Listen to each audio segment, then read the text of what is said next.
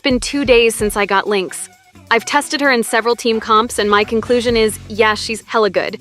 In terms of solo sustain potential, she's as good as freeze build March 7th. But there is a caveat. Hi everyone, this is Lily, and welcome to 1 Minute Tutorial. It's been a long time since the last episode of 1 Minute Tutorial, and I love to bring it back. Before her release, I was thinking of turning her into a mix of healer and breaker since I'm lacking a quantum breaker.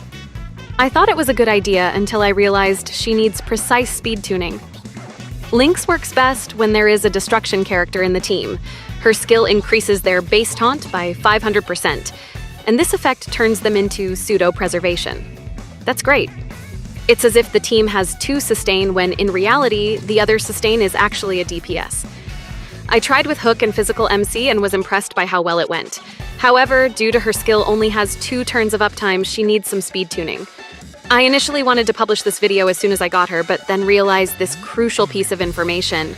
The original script was scrapped, and I went back to farming some relics until I got the piece I wanted for the showcase you saw yesterday. Yeah, I changed her build from a mix of HP and break effect to HP and speed. The question is, how much speed does she need?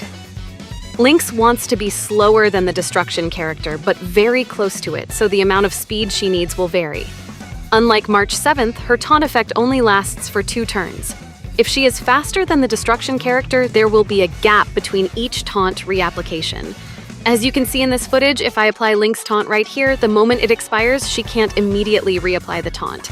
I need to wait until Lynx's next turn, which is separated by the enemy's turn.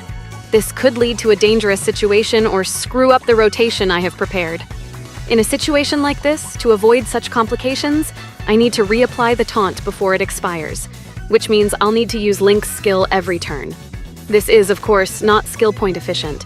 With March 7th, I don't need to think about speed tuning that much because she uses her shield on herself, and even if she's shielding another character, at worst, she's just SP neutral for having 3 turns of uptime. But Lynx could be skill point hungry without proper speed tuning.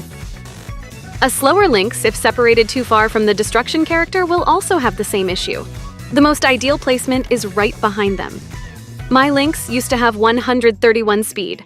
When I paired her with Physical MC, who has 136 speed, not only was she slower, she's also in a different breakpoint, thus causing desynchronization. I needed to reconfigure her relics until she's a bit slower than MC without being interrupted by enemies. And the result is what you saw yesterday. Every time the taunt expires, Lynx can immediately reapply it. When played like this, she is definitely a top-tier sustain. Your team will have both taunt and heal just by utilizing 1 sustain character.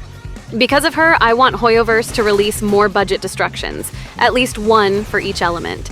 Right now, my options are Hook, Physical MC, and Arlen. We need 4 more destruction characters.